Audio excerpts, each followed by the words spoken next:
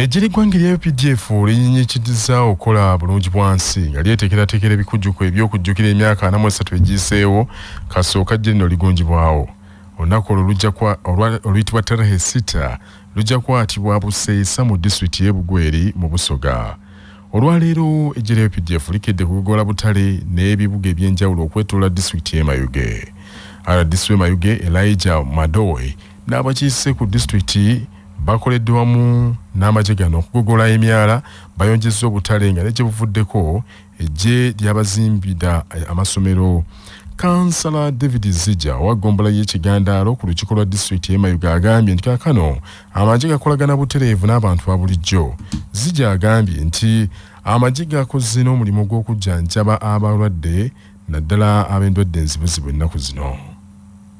Mulanga guno ku bantu baife abana Mayuge nti tulina programu yebeeta Tarehe 6 oba yebeeta amewi enna kwedino nena ku abajjasi de bataawo okuboneka nti bataawo omuvanga n'okuzuula ebizibu ebiri mu muntu wa wansi nga tulina enkolagana y'ekimemete nga tukolaganira walala nga timu nga Mayuge district. Olwaleero luno nenda okutwala omulanga gwange okusiima programu ya Tarehe 6 batuleeteire nga abajjasi ku bajeti yaibwe etali ene ya gavumenti eri yabanga balese program eyokubanga bali kutugabira obwidandabi okuoperatinga ku malwaliro gaifaga health center force detulina do Mayuge district omuli Mayuge town council health center for kitierera health center for ni kigandalo health center.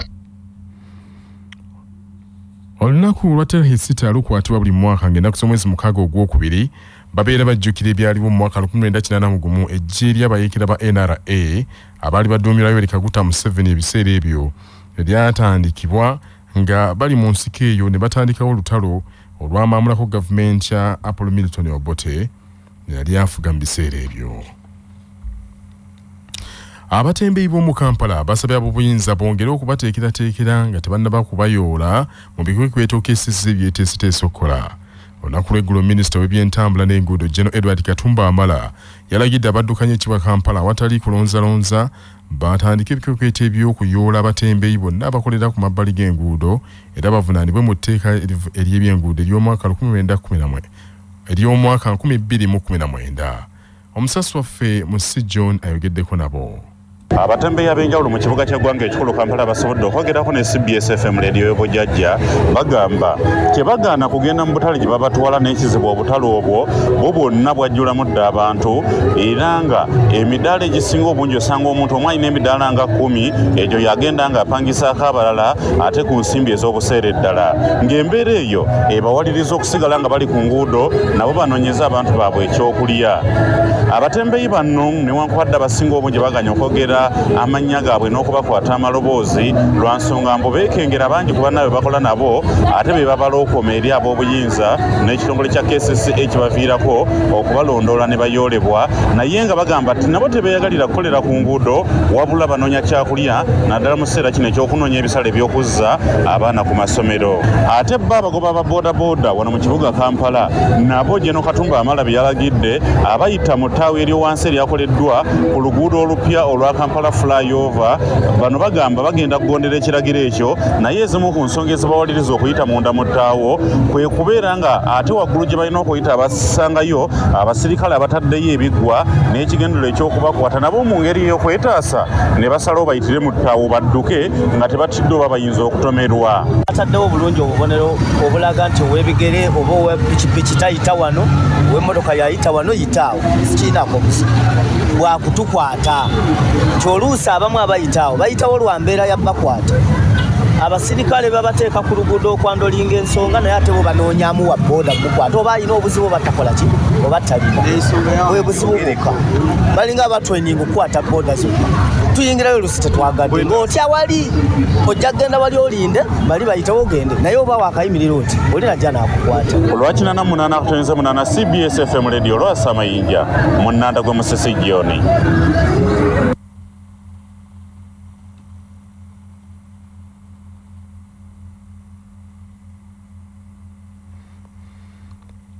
Ebyo nga bikyali biti abamu ku basuubuzi n'abatembeeyi abakoleranga mu katale ak'oku Sande akaateekebwawo yaliko Executive Director wa Kampala Jennifer Musisi Makula n'abakolera ku nguudo endala mu Kampala ne basuubizibwa okutwalibwa mu katale ka Gwanda balaja n'olw'obutakola magoba.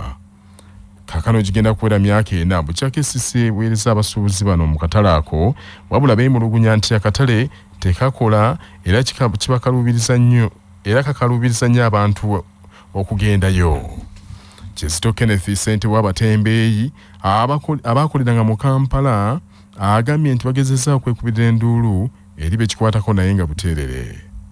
Abantu baffe twabawandiika ne regisita tugiina mutuyite n'abantu baffe muwulire ebirowoozo byaffe. Mukyala Kisaka yeekweka bwekwezi bw'obeera otya dayirekita wa Kampala naye n'otwala ensonga ez'amaanyi ezannaggamba gwekimanyi sekita y'abatembeeyi nnene nnyo eriyugi abantu beeriisa naye essaawa ya leero yagiwaddayo bano aba enforcement tebasomeseddwa.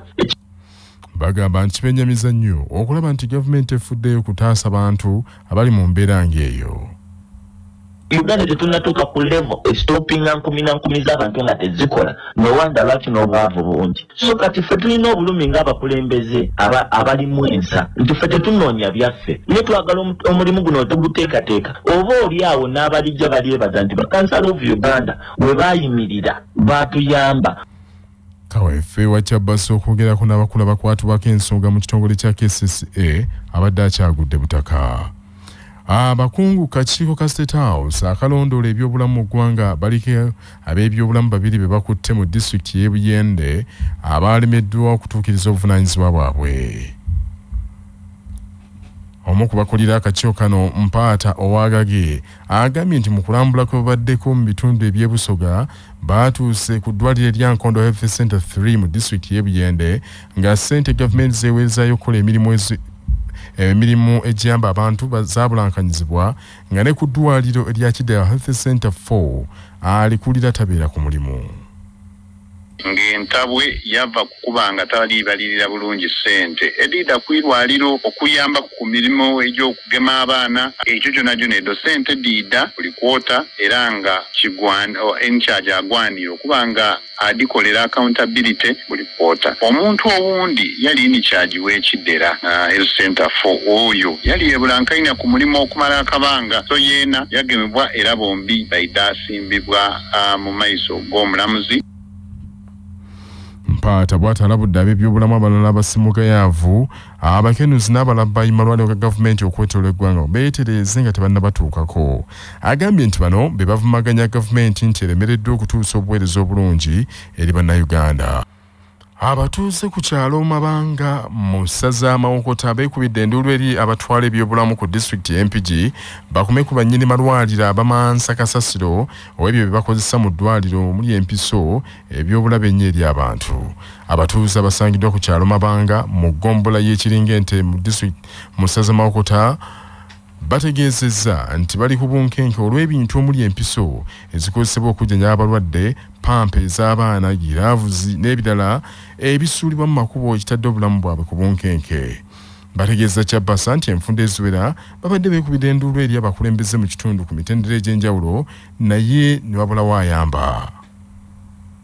Amanya agange bampita Sevumenre Kiwanda era nga nze kyamaani w'abavubuka ku kyalo Mabanga mu Lukakikondo Ggombolola Kiringente Mpigi District. Tulina obuzibu mu kitundu kyaffe nti baleeta kasasiro ne bamusuula ku luguudo balufudde piiti nti kasasiro kati olwaleero baleese empiso naye tetunnamanya kiriniki ki oba ddwaliro ki eryakoze eki. Amanya agange nze Nansubuga Polini ndi w'abakyala ku LC1 twayogerako ne kyamaani wa LC3 nga tumutegeeza ntwagala tuyambibwe abantu bafune kasasiro we bamuyiwa naye dine kuba eri kyamawane w'omugenzi mu kiivi ku makage tubonaabona nnyo batuleetedde ebintu bingi katubeeraliikiridde bayinza netusuulira n'abafu kubanga wonna kasasiro atujjudde ku makubo naye ng'omwami omu gwe twasangawo bamuyita Saalongo ow'Ekatende bamuyita Saalongo Malibu. Bano neera basazeewo okukola bulungi Bwansi okugogola ekitundu kyabwe ng'ekimu tekinnasamba ddagala. nga abayizi beteekerateekera okudda ku masomero baweereddwa amagezi okulembeza empisa n'obuntu bulamu lwe banaatangaza ebiseera byabwe by'omu maaso. Amagezi gabaweereddwa omusumba w'e Kabowa Reverend Henry James Luchamuzi abadde ayogerera mu kusaba okw'okusiibula abawummuze okuteekeddwa kkanisa ya St. Stephen's mu Busaabadinkoni bw'e Mmengo. Empisa zigenda wala yogera bulungi n'abantu bawe ekitiibwa kijja kuyamba ate kitandika kati leka kugamba bwe ndikula ndifuna ki ng'ozijjawa olina kubeera ng'otandika kati n'ozifuna kati buli muntu n'akulaba n'agamba mbi omwana oyo alina ki empisa ne bazadde bo nga bakkooneramu alina ki n'abasomesa ku ssomero nga bagamba alina ki. Mu kusaba okwo Reverend Gloria Kateregga okuva mu bulabizi bwa West Buganda asinziddewo n'asabira abayizi n'abasibirira entanda ey'okukulembeza okusaba n'okwegayirira ng'omutonzi ate beebazenga omutonzi oyo bwe bafuna ekirungi lwe banaafuna omukisa okuva eri Mukama. Omukisa ogwo gwatuterekedde kitandika n'okakwakulizo bw'onoobaatanga amateeka gange bino byonna binaakubangako n'atandika okukkirira ng'alaga biki ebinaakutuukangako. Mu mbeera y'emu omukubiriza w'abakristaayo ow'ekkanisa ya St. Stephen's Kabowa omuzaana Susan Samula akubiriza abayizi okubeera abeegendereza era abawulize eri abasomesa nga bali mu masomero ago bakole lwe banaayinza okusoma obulungi. Akulira ebyenjigiriza mu kkanisa ya St. Stephen's Kabowa omwami Kirumira Festus agambye nti enteekateeka y'okusibula abayizi n'okubaleetera aboogezi ab'enjawulo okubalambika kigendereddwamu okuteekateeka abaana abo emitima gyabwe ginywerere kusoma ate era n'okubateekateeka okubeera abakulembeze abalungi ab'enkya. Tubadde n'omusomo gw'abaana baffe bonna abaddayo okusoma kuva ku nassale okutuuka kwabo abagenda okutandika S1. Tubasabidde ate tubadde n'ababuulizi ab'enjawulo ababawadde ebigambo ebibazimba naddala okweyisa obulungi. Bongere okwesabira, bongere okusabira famire zaabwe, bongere okusabira bazadde baabwe, bongere nabo bennyini okwesabira kubanga balina okugoba omulabe sitaani okuva mu maaso gaabwe basobole okusoma obulungi basobole n'okweyongera mu maaso. Abaana bano tubasuubira okuteeka mu nkola bino bye basomye kubanga omulamu omukulu gubadde omwana anaasigala atya mu kkanisa. Amawulire g'ebyemizannyo mu mawulire gaffe agakya Basafama gakutuusibwako Sedika Real Estate abatunda n'okugula ettaka ku nguudo ez'enjawulo mu Uganda yonna. Basangibwa ku Galuleba Building ewa Kiso. Essimu noti 7 noti 2 339 377 nga bali wamu ne Sahara mu Choose Mix akanzaali akazitoya empaazo ne zifuna obuwoomi obusukkulumu. Saako Sahara tangawizi tea amajani agawa chayiwedde kende naye n'afuna obuwoomi obutagambika. Byakakasibwa UNBS nga biri mu maduuka gonna nga bali wamu ne pikipiki TVS HLX CC 125 epakasa era gyeyune okuva mu Uvrage ebbanda.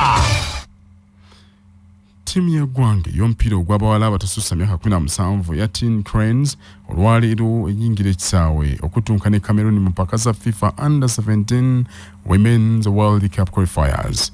Mpira guno gulina kuzannyibwa ssaawa 10 ez'olweggulo mu kisaawe kya St. Mary's ekitende. Uganda yakuzanya ne Cameroon ku mutendero gwa first round era baddiŋŋane ng'ennaku z'omwezi 9 omwezi ogwokubiri mu kibuga Yaounde Cameroon. Omutendesi Sheri Bulanda Botes yayita ttiimu y'abazannyi 36 okweteekera empaka zino era ttiimu eno ebadde emaze ekiseera ng'etendekebwa erugugu mu Kampala. Omutendesi Sheri Bulanda Botes bwebadde ayogerako eri bannamawulire olunaku lw'eggulo ku kitebe kya FIFA yakasizza nti abazannyi bonna bateesetese bulungi era akakasa nti bali bulungi mu mbeera nnungi okwaŋŋanga Cameroon. Bannaffe ag'essaawa zino kangawumbewumbe mu bufunze. Ejjiri eggwanga erya Updf linyinyitizza okukola bulungi Bwansi nga lyeteekera ebikujjuko eby'okujjukira bwe giweze emyaka 43 kasooka jje lino ligunjibwawo ng'olunaku luno luyitibwa Terahesita lwakuzibwa Bugweri mu Busoga. Abatembeeyi b'omu Kampala basabye ab'obuyinza bongere okubateekerateekera n'okuba bakadde nga tebannabagoba ku nguudo ng'ebikwekweto ebyalangiriddwa. Amaje aga African Union mu ggwanga erya Somalia agabadde gateekeddwa okubanga gafulumye eggwanga lino ekigambibwa nti beeyongeza omwezi omulala mulambirira olw'ensonga nti enkuba ebadde etonnya nnyo ennaku zino. Kigambibwa nti yaleese amataba mangi ku bisaawe eby'ennyonyi ate ne mu nguudo ez'enjawulo nga bano tebasobola kubanga batambula okuva ku beesezi zaabwe ez'amagye okweyongerayo. Kakati kigambibwa nti abakulu bano bandibadde baafuluma dda eggwanga lino erya Somalia weeks nnya eziyise mabega mu kitundu ekya El Nino. Kigambibwa nti enkuba ebadde etonnya nnyo ennaku zino yaleetedde amazzi okubanga gasalako ku nguudo ez'enjawulo ku bisaawe eby'ennyonyi, era kigambibwa nti amazzi gano gateesa obuzibu mu kubanga abasupplying ebintu eby'enjawulo mu ggwanga lino erya Somalia bataataaganyizibwa. Kakati kigambibwa nti amagye gano aga the troop contributing countries TCCs nga zino za African Union Transition Mission mu ggwanga erya Somalia ATMIS babadde nga bateekeddwa okubanga bafuluma eggwanga lino erya Somalia okuva December 2023 n'abajaasi baabwe, era kigambibwa nti abakulu bano tebasobodde kubanga bafuluma eggwanga lino erya Somalia. Abajaasi bano basoba mu 13 wabula kigambibwa nti olw'ensonga ez'enjawulo mu ggwanga lino erya Somalia tebakyasobola okubanga bafuluma eggwanga lino, era kigambibwa nti TCC tekyasobola okubanga esindika amagye amalala mu ggwanga lino erya Somalia nga African Union Transition Mission mu ggwanga lino erya Somalia.